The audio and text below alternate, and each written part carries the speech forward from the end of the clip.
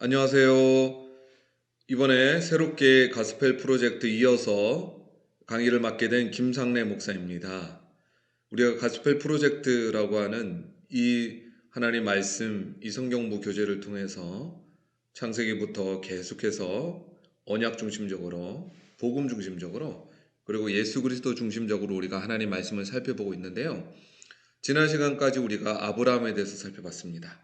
오늘은 이삭을 통해서 또 이삭 이후 야곱을 통해서 계속해서 이 족장들을 통해서 이어지는 하나님 언약이 어떻게 성취되는지 또 우리가 어떻게 반응하고 있는지 그 은혜를 한번 살펴보는 시간을 가지도록 하겠습니다. 그래서 오늘 말씀의 제목은 바로 언약을 재확인하시는 하나님입니다.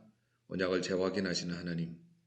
우리에게 언약을 맺어 주셨을 뿐만 아니라 또 순간순간 나타나셔서 그 언약의 말씀을 깨닫게 하시고 또 확인시켜 주시는 하나님의 신실하심에 대해서 오늘 말씀을 통해서 한번 살펴보는 시간을 가지도록 하겠습니다.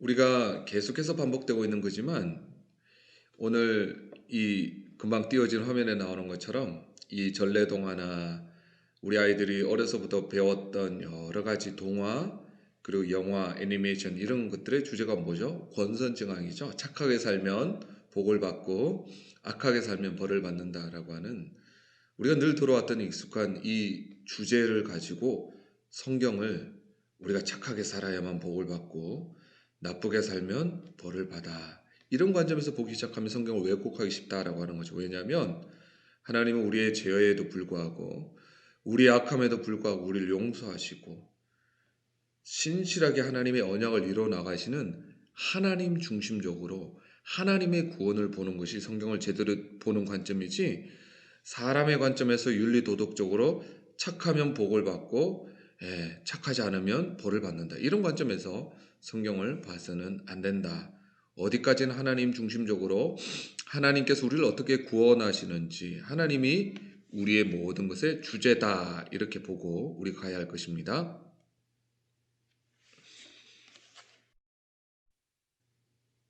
자, 이번 본문을 3개 정도 살펴보겠는데요. 첫 번째는 하나님이 특별한 방법으로 약속을 지키신다. 이 부분은 바로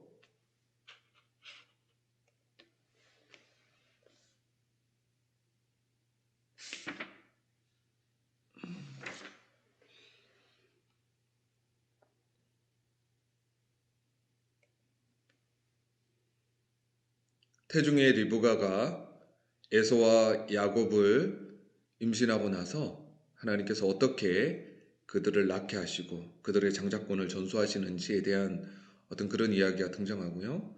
두 번째는 창세기 26장 바로 아브라함에 이어 그 아들인 이삭도 동일하게 아버지의 실수를 반복함에도 불구하고 여전히 하나님의 언약이 신실하게 이루어지는 것들.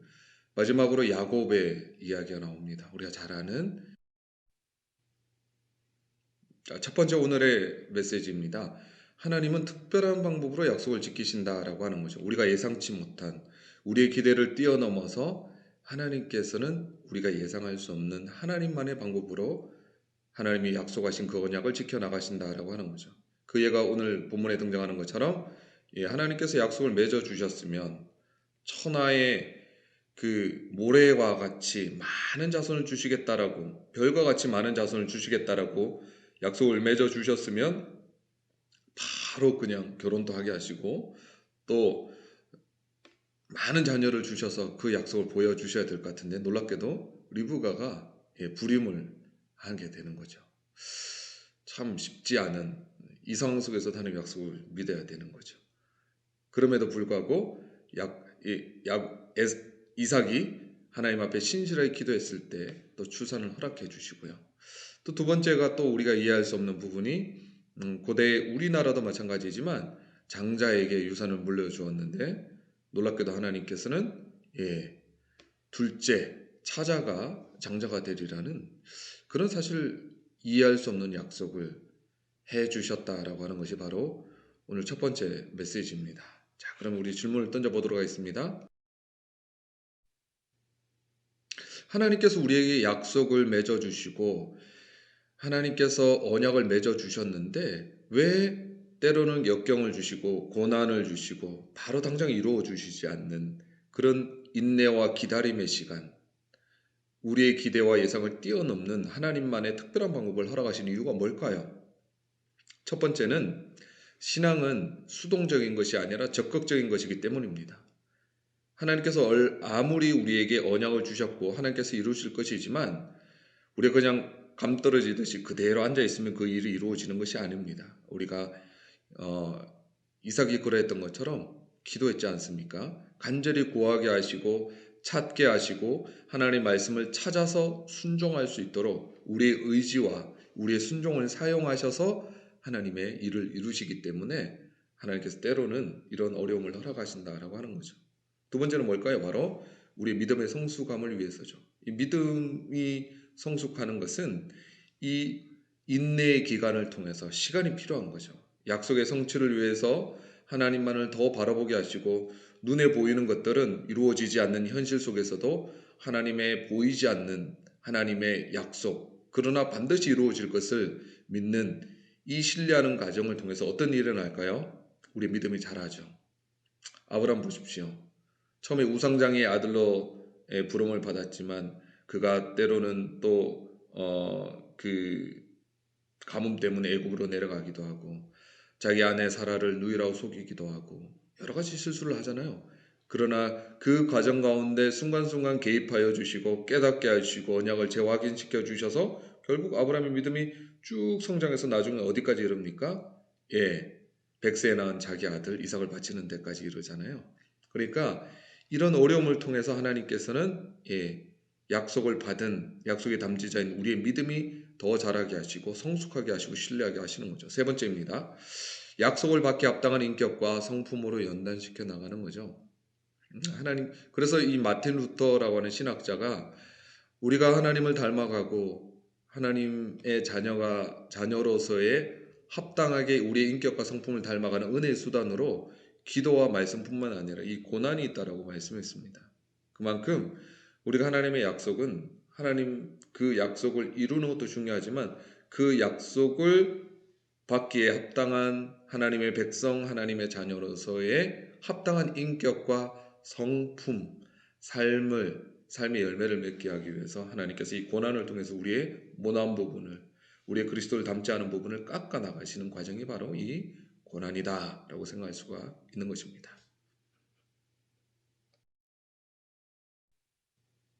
자, 그렇다면 왜 하나님께서는 약속을 이루시는 방법을 우리가 예상할 수 있고 우리 인간의 어떤 합리적이고 논리와 우리의 어떤 예절과 우리의 문화 속에서 그것을 이루셔야 될 것 같은데 때로는 파격적으로 우리의 예상을 뛰어넘으시잖아요. 뭐 장자가 아닌 차자에게 장자권을 주신다든가 약속을 주셨는데 임신이 늦게 이루어지게 하신다든가 이해가 안 되잖아요. 왜 그럴까요? 첫 번째는 하나님의 방법은 우리의 이상과 우리의 논리와 우리의 생각을 뛰어넘으시는 것을 보여주시기 위함이죠. 하나님은 우리가 정해놓은 틀과 규칙에 의해서 움직이시는 분이 아니십니다. 그분의 높고 깊은 지식을 인간이 가늠치 못하게 하시는 것입니다. 저는 이런 예를 듭니다. 서너 살짜리 아이들도 어른의 높은 생각을 뛰어넘을 수가 없잖아요.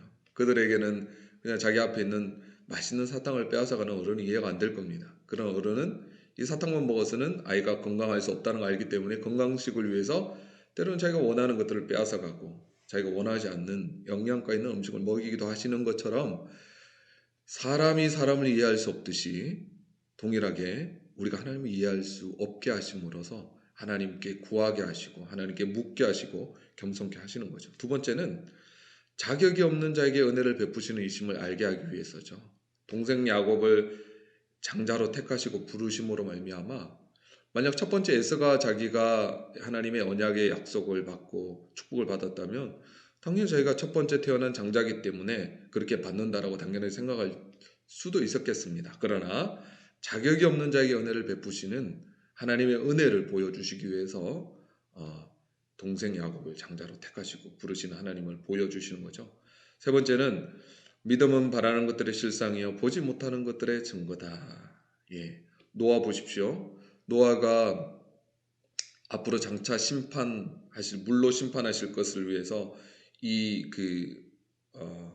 산중턱에서 아마 산중턱이었을 거로 예상하는데요.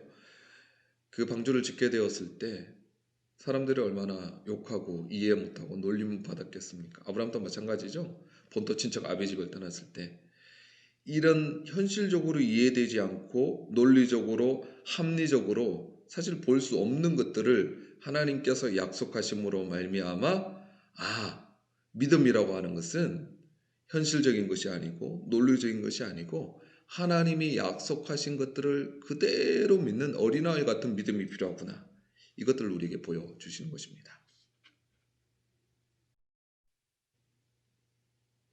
오늘의 두 번째 대지입니다. 하나님은 자격 없는 사람들에게 약속을 지키시는 분이십니다. 그래서 복음이라고 하는 거죠. 굿뉴스라고 하는 거죠. 은혜라고 하는 것입니다. 놀랍게도 하나님께서 선택하신 아브람도 우상장의 아들이었잖아요. 우상을 믿는 사람이었습니다. 그를 택해서 믿음의 조상으로 세우시고 그에게 태어난 이삭도 놀랍게도 아버지의 약점, 가장 어떻게 보면 아브라함이 이것만큼은 나를 닮지 않았으면 좋겠다라고 생각했을 법한 자기 아내를 또 여동생이라고 속이는 거죠. 근데 이렇게 비겁한 어떤 거짓말 그리고 자기가 살아남기 위해서 이렇게 거짓말하는 것들이 아버지로부터 자기 아들에게도 전수되었는데 하나님께 놀랍게도 그 아브라함과 이삭을 사용하셔서 하나님의 약속을 이루어 가시고 축복하시죠. 여기 하나님의 놀라운 은혜와 사랑이 나타나는 겁니다. 자, 그러면 우리가 아브라함과 이삭의 연약함, 그들의 실수, 그들의 부족함에도 불구하고 은혜를 베푸시고 그 약속을 친히 이루어 가시는 하나님을 통해서 우리가 배울 수 있는 교훈은 첫 번째 우리가 잘 알듯이 하나님의 약속은 우리의 인간의 부족함과 우리의 죄와 우리의 한계에도 불구하고 제한받지 아니하시고 신실하게 이루어 가신다라고 하는 거죠. 하나님이 한번 선택하셨고 하나님이 한번 복주기로 약속하셨고 하나님이 한번 이루시기로 약속한 그 언약은 어떠한 경우에도 이루지 못하는 일이 없다라고 하는 것입니다. 왜? 하나님 편에서 언약이 신실하시기 때문이죠. 두 번째로 우리가 약속을 이룰 만한 자격과 조건을 우리 편에서 갖췄기 때문이 아니라 전적으로 하나님이 선하시기에 하나님의 은혜로 그 약속을 이루시는 주체가 하나님이시다라고 하는 것을 우리에게 보여주시는 거죠. 세 번째, 약속을 이루어가는 이 과정도 하나님을 신뢰함으로 하나님께 순간순간 물으면서 하나님 어떻게 해야 할까요? 하나님께서 이루시기로 약속하셨는데 이것을 이룰 만한 힘과 능력과 지혜가 없습니다. 하나님 알려주십시오. 하나님 이룰 수 있도록 은혜를 베풀어 주십시오. 전적으로 이 과정 가운데 순간순간 하나님께 아뢰고 하나님께 의탁하고 하나님께 도우심을 구함으로 이 일을 이루어야 함을 우리에게 교훈적으로 가르쳐 주시는 것입니다. 세 번째 대지입니다. 하나님은 우리와 함께 하심으로 약속을 이루십니다. 이것이 바로 임마누엘의 성육신 하신 예수를 주심으로 우리에게 이루신 복음인 거죠. 복음. 그래서 성경의 신약의 주제 임마누엘이 신약의 주제일 뿐만 아니라 성경 전체의 주제이고 구약의 주제이고 오늘 본문의 주제이기도 하는 거죠. 하나님은 항상 우리와 함께 하시기를 기뻐하시고요. 함께 하심으로 이 일을 이루어 가신다라고 하는 거죠. 야곱의 인생 가운데 아마 가장 두렵고 어렵고 불안하고 외로웠을 때가 아마 에서를 피해서 바단 아람으로 도망하는 그 길 아니었겠습니까? 그에게 그날 밤에 돌베개 베고 자던 그 야곱에게 베델에서 찾아오신 하나님 함께 하심을 약속해 주신 거죠. 그 야곱에게 내가 너와 함께 하겠다라는 약속을 하셨고요. 신실하시게 야곱 전 인생을 통해서 약속하신 그 하나님께서 야곱과 함께 하심으로 그 약속을 이루셨죠. 자, 그러면 우리가 이 야곱의 생애를 보면서 야곱의 이름이 속이는 자잖아요. 오죽했으면 태중에서부터 속이면서 장자권을 얻기 위해서 팥죽한 그릇으로 형을 속이고 이렇게 약삭 바르고 속이는 자가 나중에는 어떻게 변화됩니까? 바로를 축복하는 영적인 사람으로 변하는 거죠. 험악한 세월을 보내면서 야곱이 변화되잖아요. 언약을 전수할 만한 족장이 되잖아요. 야곱을 통해서 어떤 일이 일어납니까? 이스라엘 12지파를 생성하는 아들들이 태어나잖아요.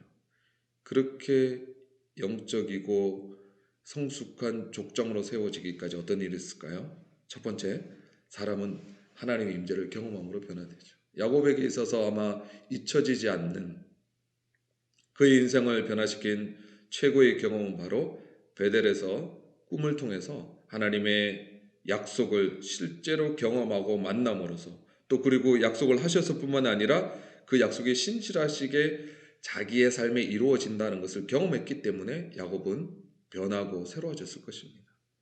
우리도 마찬가지입니다. 하나님 만나야 합니다. 하나님 임재를 경험해야 합니다.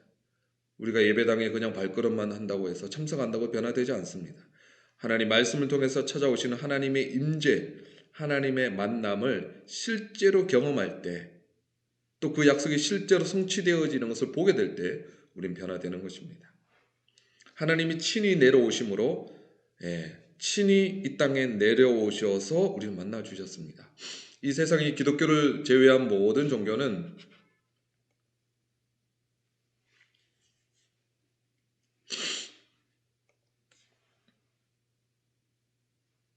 사람 편에서 신을 찾아가는 거죠. 너희들이 이런 자격과 조건과 이런 것들을 하면 신이 복을 주겠다 약속하는 것이 세상의 종교입니다. 기독교는 반대입니다. 거룩하시고 존귀하신 그 창조주이신 하나님이 인간 편으로 낮아지셨다, 찾아오셨다, 우리에게 오셨다. 그래서 복음이라고 우리가 부르는 것 아니겠습니까? 바벨탑과 야곱의 사다리가 비교됩니다. 바벨탑은 자기들의 노력과 지혜와 힘으로 하늘에 닿으려 노력한 것인데 불가능한 거죠. 오히려 그것 때문에 하나님의 저주를 받아서 언어가 나뉘어지게 되는 일이 일어나는 거죠. 야곱의 사다리는 무엇입니까? 천사들이 오르락 내리락, 오르락까지는 이해가 되는데 내리락은 뭐죠? 내려오신 거죠. 요한복음 1장 51절에 하늘이 열리고 하나님의 사자들이 인자 위에 오르락 내리락. 인자가 누굽니까? 하나님의 아들 예수 그리스도가 이 땅에 내려올 것을 말씀하셨다라고 하는 거죠. 예수님이 이 땅에 오셨기 때문에 우리가 변화되는 것입니다. 예수님이 오셔서 우리와 함께 하시고 임재 가운데 동행해 주시기 때문에 예수 그리스도 인격을 경험한 사람, 진짜 만난 사람은 변화되게 되는 것입니다. 야곱이 변화되었던 것처럼 약삭 빠르고 속이는 자였던 자기의 힘으로 이 약속을 이뤄보려고 욕심 많았던 야곱이 베델에서 야복강가에서 계속해서 하나님을 만나고 신실하게 역사하시는 하나님의 능력을 경험하고 임재를 경험하고 하나님을 보게 되었을 때 그의 인생이 바뀌었던 것처럼 오늘도 마찬가지입니다. 실제로 우리 삶에 찾아오신 성육신하신 예수 그리스도 복음을 통해서 우리에게 찾아오신 예수님을 만나게 될 때 우린 변화되게 되는 것입니다. 세 번째는 문제 해결이 아니라 하나님을 찾을 때 변화됩니다. 내가 너의 방해가 아닌 방패입니다. 방패요 상급이니라. 뭘까요? 하나님께서 나 자신의 상급, 하나님이 주시는 어떤 복이 아니라 하나님 자신을 찾을 때 우린 변화되는 거죠. 그래서 여러분 기도하실 때 하나님이 주시는 그 어떤 것이 아니에요. 그래서 이번 과를 통해서 배운 핵심 주제는 진실하신 하나님으로 이렇게 귀결이 되겠습니다. 하나님의 약속하신 말씀은 반드시 진실하게 신실하게 이루어 주신다. 이게 바로 신실하신 하나님이죠. 크리소스톰이 이런 얘기를 했습니다. 하나님의 계획이 우리 이해의 범위를 초월하는 데는 많은 이유가 있습니다. 따라서 어떠한 경우에도 하나님의 지혜에 경탄하며 말로 다 표현할 수 없는 그분의 사랑을 찬양하게 됩니다. 하나님의 약속을 이루실 때 우리의 이해를 초월해서 이 일을 이루실 때 이유가 있음을 알고 다 이해할 수 없을 때라도 하나님의 지혜는 나보다 뛰어나구나, 놀랍구나 찬양하고 경탄하고 높여드리게 되는 거죠. 만약 우리가 하나님의 높으심과 하나님의 하신 일을 다 이해할 수 있다면 하나님이 아니시겠죠. 하나님은 우리의 지혜를 뛰어넘습니다. 우리의 방법을 뛰어넘습니다. 우리의 예상과 기대를 뛰어넘어서 더 크게 역사하시는 하나님을 기대하고 바라보고 믿는 것. 그것이 우리 성도의 기본적인 자세여야 하는 것입니다. 그리고 그때 우리 입술에서 뭐가 튀어나오는 거죠? 찬양이 튀어나오는 거죠. 와, 놀랍다. 하나님의 지혜는 나를 뛰어넘는구나.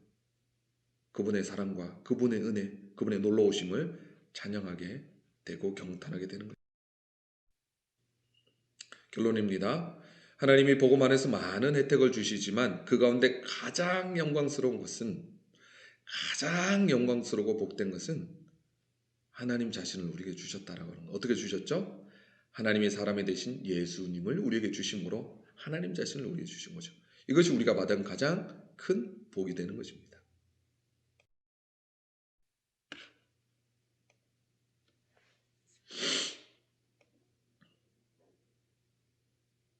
마지막으로 질문을 나누고 마치겠습니다. 하나님의 약속이 성취되기까지 우리의 역경을 허락하시는 이유 우리 나눠보시고요.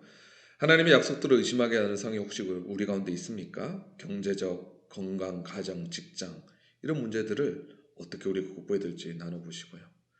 어려운 상황에서도 어떻게 이런 하나님의 선하심과 하나님의 일하심을 의심하게 되는 이런 의심과 싸우고 불신앙과 싸우고 하나님을 어떻게 신뢰할 것인지 나눠보시고요.